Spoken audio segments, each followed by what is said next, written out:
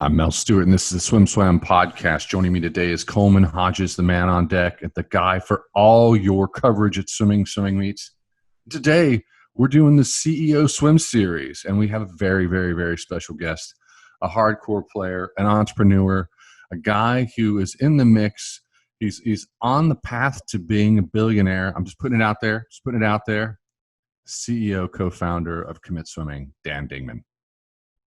Pleasure to be here, Mel. Thanks for having me, Mel and Coleman.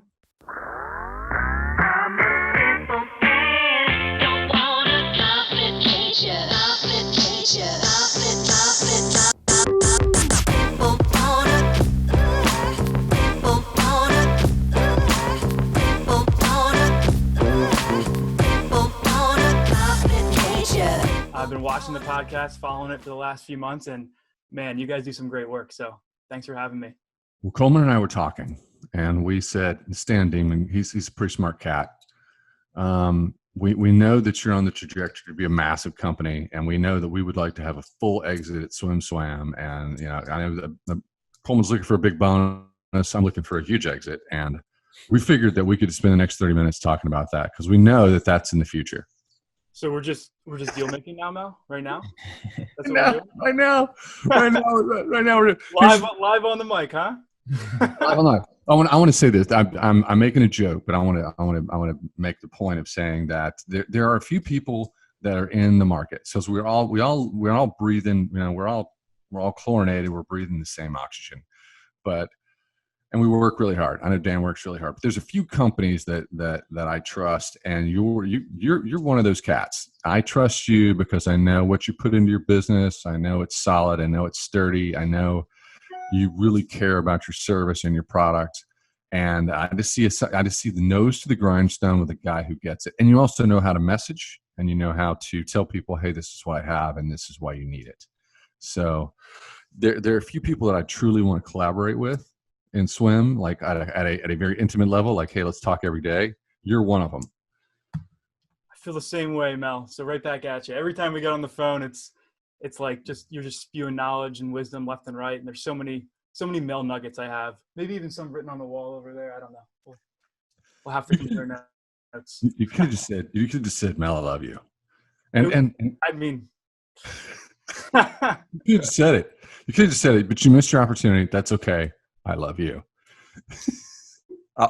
Maybe next time. In this rom-com, I'll be the first one to say it first because you can't. No, let's get into it. But what I like about you is that you do have a diverse background in swim. So the audience knows. So first of all, no, we got to say this: Commit Swimming. It is it's a training platform, and it's a software platform. It's the leading platform on earth for coaches. And it's very successful, and you haven't always had success. You've tried a lot. You've experimented a lot. You have battle tested this, stress tested this, and you've earned the place in the market that you have. But you're coming to the market with a background in swimming. That's how I wanted to frame it. Tell us about your swimming origin story, and the fact that it goes from competitive swimming also into water polo. Yeah, absolutely. So I mean, as many people following swimming, I've been swimming since a young age. Started swimming. I think my parents threw me in the pool when I was 7 on the summer league team, and very quickly it became a year-round thing for me. Ton of fun. I remember having a blast at those summer league meets, and all through swimming, I was lucky to be on very like team-centric teams, where it was very much about the high school team when I was in high school, not necessarily just like the individual and my own performance, which I think that team environment is what kind of kept me in the sport. It's also what drew me to water polo very early on. My early teenage years, we started to have a water polo program in middle school. Loved it. Again, it was another reason to keep swimming and stay in shape for water polo. By the time I got to high school, it was very obvious that myself and my surrounding peer group weren't really the fastest swimmers on the planet, but we're pretty good at water polo. And so it was one of those things where we just knew both helped each other, and we kind of grinded through high school. And that was really the end of my swimming career. I've dabbled in masters swimming, coached a little masters swimming, swam for a few weeks in college, but for the most part, my competitive swimming career kind of ended in high school. What's interesting, and I want to stop you right there. What's interesting is that I found that most of our hard drivers at SwimSwam, most of the people who were entrepreneurial in the market, they fall into two buckets, and it's people who swam when they were young. They didn't swim in college, or they swam a little bit in college, but they swam long enough to understand it, to appreciate it, to culturally identify with it, and then they dedicated their mind and their creative energy into building a career. Like Coleman did it. Coleman knew where he was going and the trajectory he was doing. I wanted to be an artist. I wanted to produce video, and and he has a design muscle. But it sounds like you fall in that bucket also. Did you know this was going to be your life path? Did you know you were going to be a developer? Absolutely not. I had no idea. So I I went to school for business and statistics at the time. Graduated. I was an actuary. I was going to do the whole corporate thing. Pretty quickly, I think that's when it clicked. Like, I definitely want to be an entrepreneur. I want to start my own thing. I'm a maker. I want to build something. And what better place to do it than a market in a sport that I love and I know really well. And there's so many parallels, Mel, to swimming and business. And it's the perfect match. And so it just felt so natural for me to get into it. And the lessons I've learned in swimming translate to business. And it's truly incredible. I've written a few pieces for usaswimming.org because I'm an ambassador to the foundation, and I work with the alumni, and I work with Rowdy Gaines, and it's basically just old people stuff. And it's when I say old people stuff, it's really everybody who's ever gone to represent a Team USA, and then they've gone on into their careers, and now they support swimming with donations and parties. But it seems like what I've taken away from this for doing it for almost 12 years is that it feels like swimming is a CEO factory, or at least a leadership factory, or an entrepreneurial factory, which is what I'm hearing from you. It does seem like swim prepares you to work hard, take risks, and work hard, and make those risks net value. And it's so take me to your origin story, the Commit Swimming origin story. And lean in and tell us about some pain. Absolutely. Yeah. So things did not go how we planned. That's for sure. We started Commit with the idea that we were going to, in a few weeks, develop something that was able to predict how fast all the swimmers were going to swim, and then therefore tell coaches what they should be doing in practices to make their swimmers faster, and the world was going to sing our praises. We quickly found out that's not how swimming works. That's not how math works. And we needed to build something much simpler to help coaches track their training in a very digital, new age way. And so we sought to solve that problem. And the second we did that, coaches started to use it, and they said, "This is crap, guys. This does not work for me. It takes too long to write a workout, blah, blah, blah. I just want to write it on paper like I've always been doing, and then put it on the whiteboard, like the same thing over and over." But there's so many problems with having it in a notebook, right? Because you don't have the data digitally. You can't look it up. You can't go back and figure out what set you did last fall. You can't go back and figure out why your taper didn't work last season and what you need to do differently this season in an easy way. So what we did was we took what coaches are writing on paper and we translated it into a cloud-based software and that was the magic bullet, where it took months and months and months of iteration to get there. But it was very obvious the second we launched what we called at the time the parser, the Commit parser, that was what coaches needed. They needed something that was digital, but that reminded them very much of keeping those creative juices and having that free form text flow when they write their workouts. Something that comes to mind as you're talking is, I swam at Mercersburg High School. We were prep school national champions for 3 years. I followed the same coach to college. We were successful through college, and then successful onto the Olympic Games. My coach was a great coach. My coach nearly made the Olympic team in 1972. He was one place off. He would have swum 100 butterfly with Mark Spitz in 1972. Barely missed it. His teammate went on to win 2 golds in butterfly, 100 fly, and in the relay in 76. My coach was fully dedicated. Never knew what the workout was walking into practice. He held it in his head, and but here's the thing. This is what he did do. He had two guys that both had master's degrees. They were both methodically, they're very right brain, methodical, also creative, but it's almost like he was parallel computing with their heads. So I was always amazed at what he did and surprised at what he did. But the truth was, he had that background support, and they were using the latest technology that they could find and keeping it organized, which is a huge headache.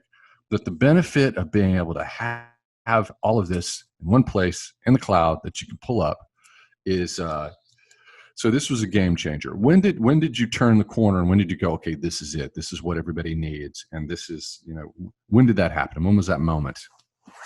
Yeah, absolutely. So I remember being at the Ask a World Clinic in 2015, and just demoing what we had. And it was clear then that we were on the right path, but it wasn't clear that this is it yet.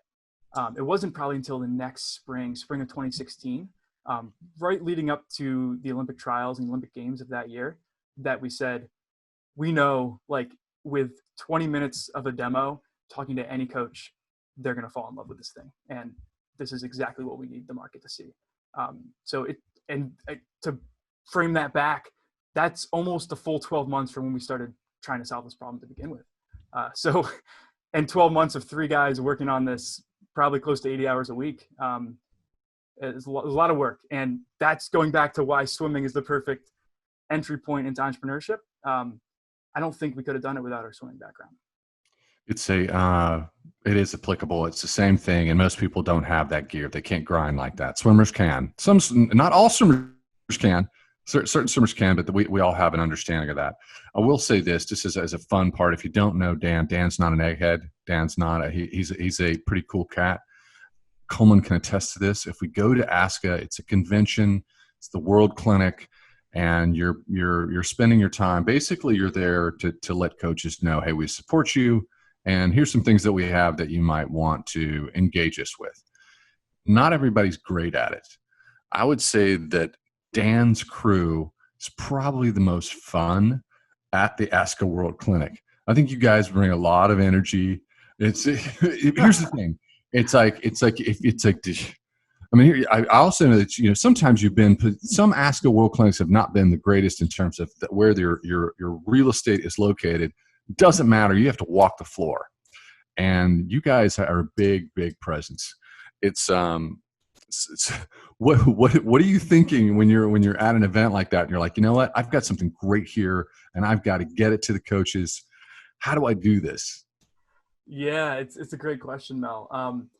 It's one of those things. It's definitely not my natural state of being. And so when we show up at those kind of conferences and clinics, it's getting mentally ready to kind of change into a different gear and say, I think what helps a lot is the conviction around our product and our support and our service. So I wouldn't be able to do that style of marketing and walk the floor and talk to coaches with that level of confidence if I knew what I was delivering to them was garbage. The only reason that someone like me, who I'm an introvert by nature, this is not my natural state of being, I can go to a conference like ASCA and walk around like our product does not stink, is because I know how good it is and how it can help them. And that level of conviction, like you can't fake it, you can't force it. And so I think ultimately for us in the Commit team, that's really where it comes from. It comes from our confidence that the product and the support that the customers are going to get is just out of the world. So if you're listening to the podcast right now, you need to go to commitswimming.com. So if you're on a download and you're listening, you can pop up your phone and open up a new window, go to commitswimming.com and work through the page. It's if I'm coming to your website, Dan, and I want to really just dive in, what's the first thing I should do? Coach? Honestly, go to the website. There's a bright orange button in the top right-hand corner. It says try for free. Click that button, and it gets you started right away. Email, password, and you're in. Start messing around. It's free. There's no credit card required at all to sign up.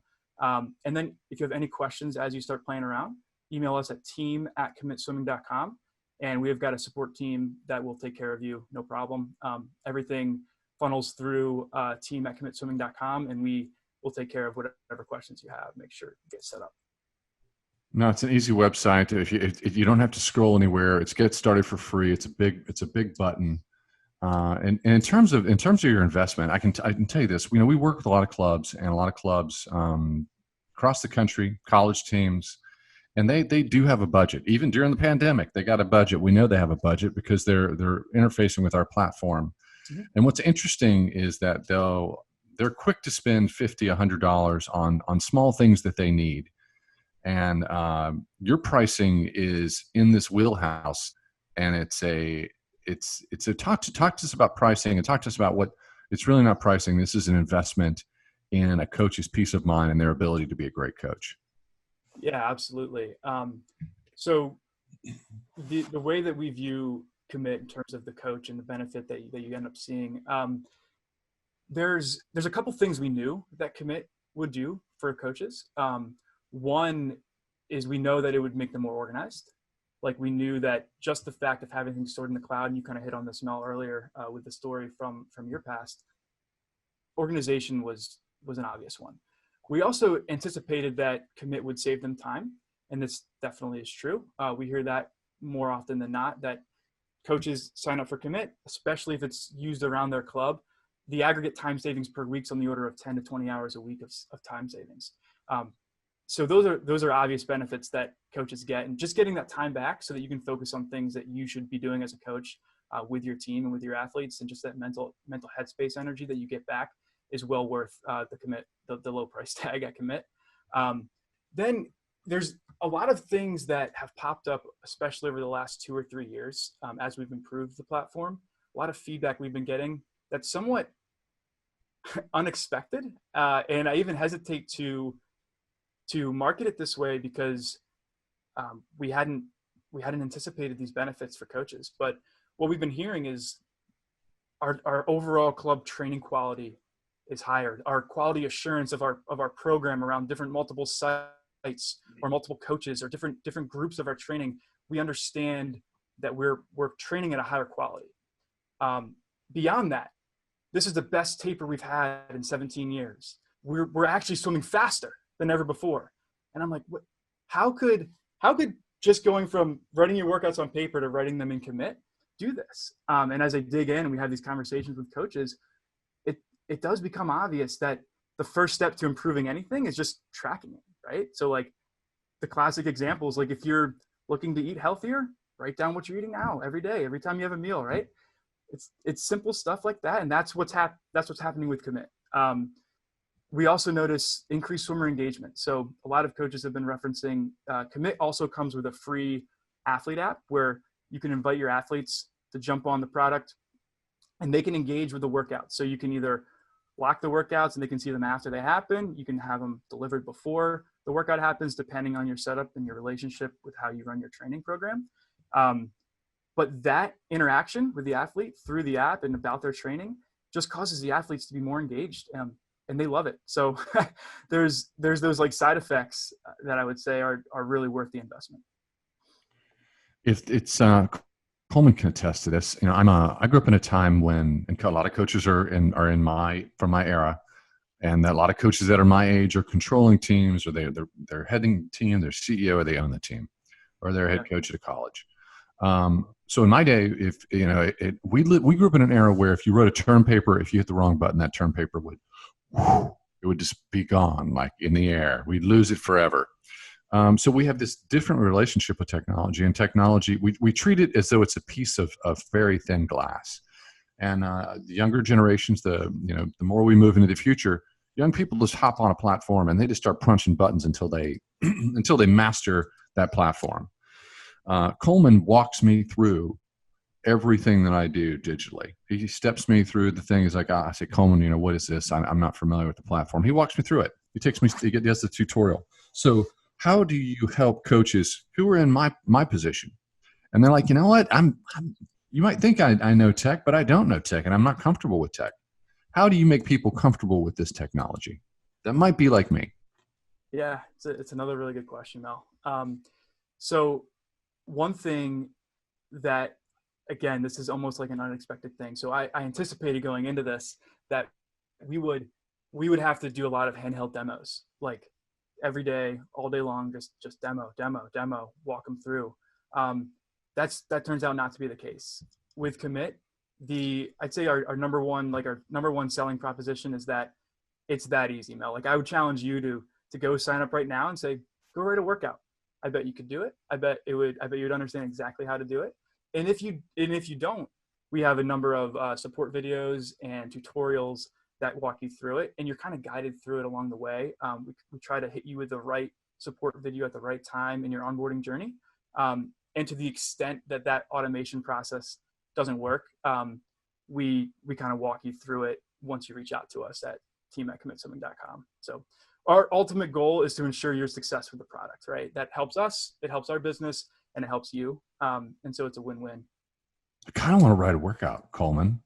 I kind of want to write a workout that's branded Gold Medal Mel, Butterfly, Serious Butterfly. We could add it to the daily workout series, Mel. I want to add it to the daily workout series that comes out on SwimSwam, and it's I kind of want to do that. I think I might have to do that now. But here's the thing: if Coleman, if you write your daily workout, what would it be? I think this is my workout would definitely involve 200 butterflies, and I might make them broken because people are a little bit wimpy now. But I think Coleman's workout would involve a nice long warm, a little bit of sunbathing for 20 minutes, some yoga, a nice long warm up, maybe just some sprints to get a good pump. And have you seen me swim? This is exactly what I do. And then he pushed off. That's my opinion. That's just, I mean, I didn't swim at the time that Coleman swam, but I'm just saying this is my opinion. That would be a workout and Commit. That's not how I swim in high school, but that's how I swim now. So I do have a question for Dan. So, you know, you're talking about how easy writing workouts is now. We talked about kind of the origin story and how long it took to get there. So for young entrepreneurs out there, for kids who are ending their swimming career but still want to stay in the sport through business like you did, you know, you said it took about 12 months to get from where you were and you knew it wasn't a good place to where you eventually ended with, which was the place you found out you wanted to be. It's a two-part question. Economically, you know, how are you supporting yourself? How are you making money during that time?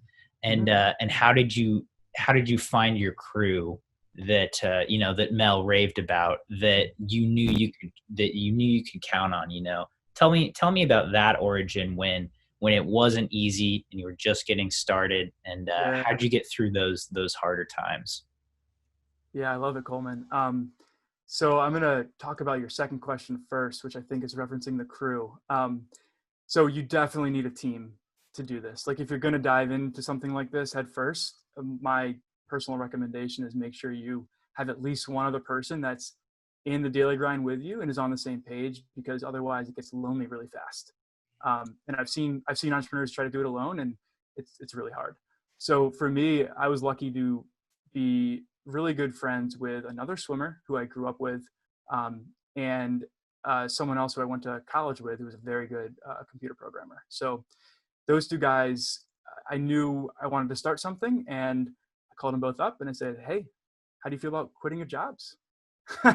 And lucky enough, they both, or either I was a really good salesman at the time, which I doubt that was the reason, or they actually believed in the vision and wanted to jump on board. And so we were in it together. And so that's the origin story of the three of us kind of starting this together. And I was super fortunate to have really, really good co-founders who put in a ton of effort and ton of work in those early days to make this thing happen.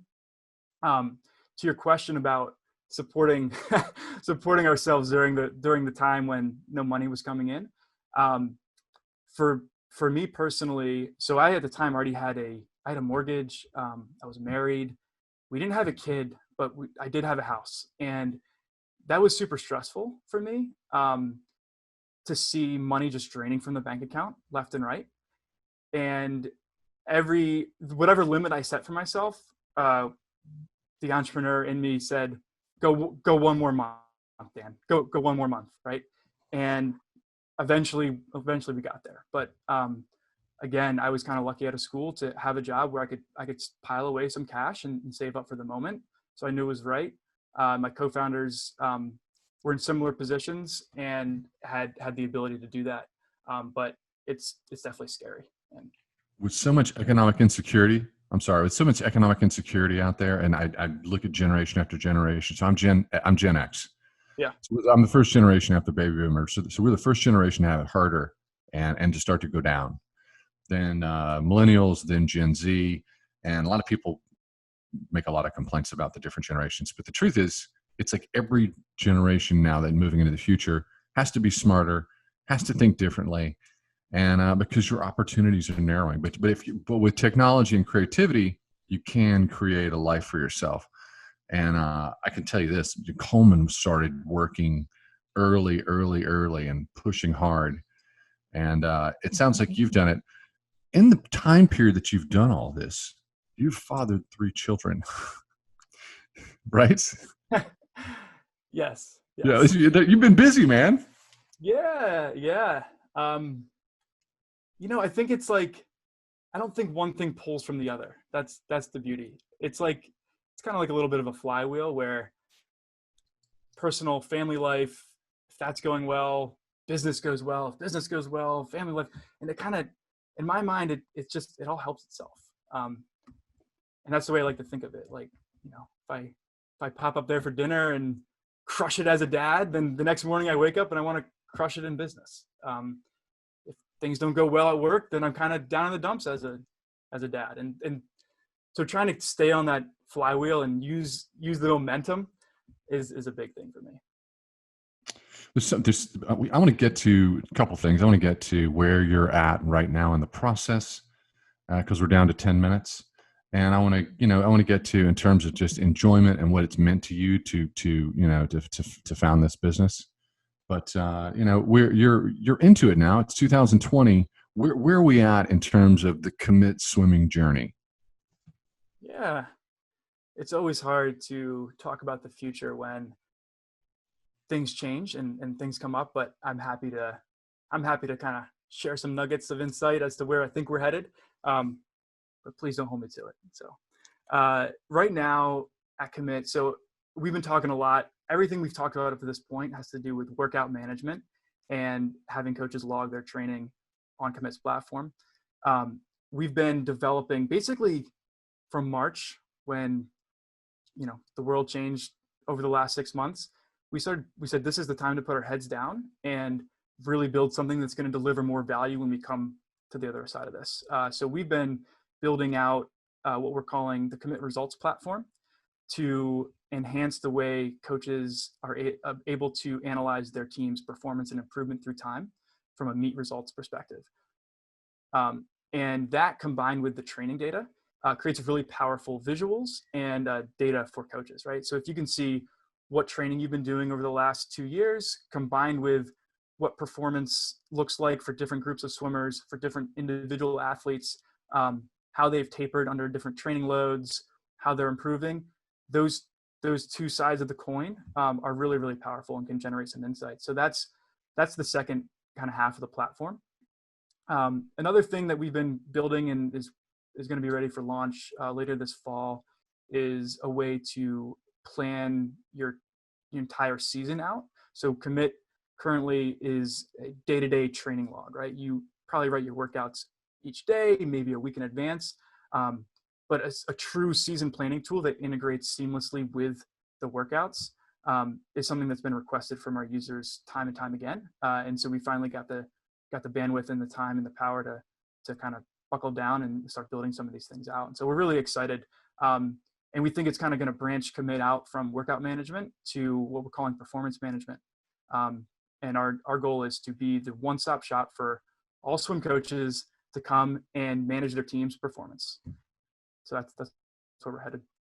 So you did what some people froze during this period of time because they were some people couldn't manage the stress, but some people that I have a lot of respect for were experiencing that.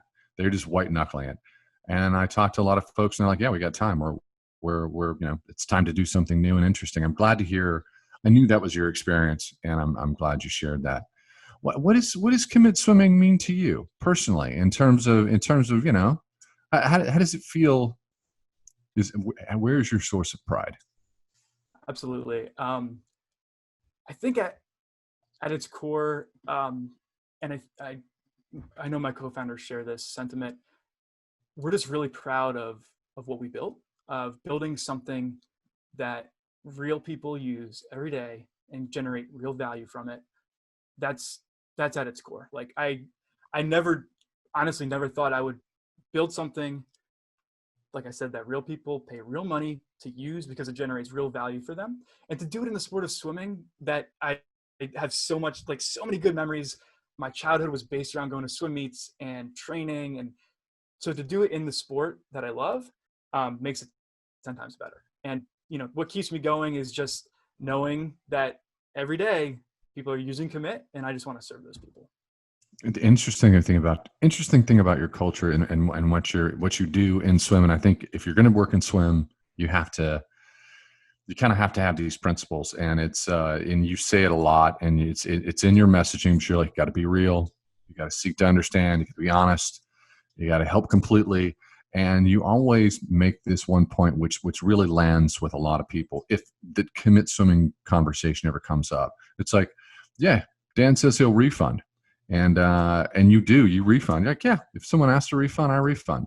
So you don't have anything to risk if you're like a coach and you're like, okay, I'm going to go from paper and PDFs to the Commit swimming platform. Absolutely not. No, the only reason we want you to pay Commit is if you're getting value from Commit. If for some reason you're not, and you want your money back because you actually accidentally forgot you had it and you didn't use it for 3 months, here's your money back. Like that's how business should be. So here's the thing. I know this is head down. It's a lot of grinding work. This is serious work, but what do you love? What do you love about this whole, what's fun for you? Yeah.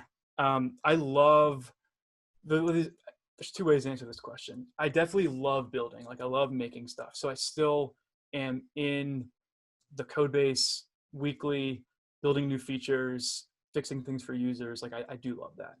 On top of that, I love creating, what I've come to love is creating this small, efficient, remote company.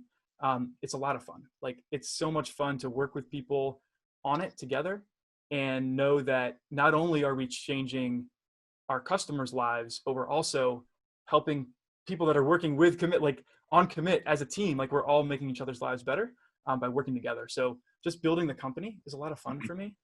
Building the product is also fun. So it's awesome. It's we're down to 3 minutes. So it's like, we've had this long conversation, it's like an ask us sit down. We had a cup of coffee with Dan to figure out what the 411 is. So if I'm a coach and I'm sitting here, what's the takeaway? You're like, you need this. Why do coaches need Commit? What does it come down? What is the takeaway, Dan? Presentation, coach, this is why you need it. Yeah, absolutely. Commit saves you time and makes your team better. That's the bottom line. Those are the two things that Commit does. And if you don't believe me, go to the Swim Coaches Exchange group on Facebook and search for Commit Swimming. There are countless threads of coaches saying, hey, what do you guys think about Commit? We're not on there. I'm not on there. And 30, 40 coaches just love it. Awesome. Great. Always use it. So I'm not one to make a hard pitch. I know those two things are true, that it will save you time and it will ultimately improve your team. And I also know that anyone can use it. So every coach out there in the next 5 years, I expect that they'll all be using Commit. Dan Dingman, CEO, co-founder, Commit Swimming. Go to commitswimming.com. Click on the start the trial for free. Get the trial for free. It's real simple. It's real easy. And if you're like Mel Stewart and you're like, technology's a little bit, I'm reticent. It's okay. Do it. We challenge you to write a workout. It's that easy. And if you do have a problem, you can call up Dan. Dan, will you come back on the podcast? Absolutely, Mel. I'll do this every week. You'll do it every day. So thank you so much, Mel and Coleman, for having me on. It was a pleasure. It's always good speaking to you. Good talking to you, buddy.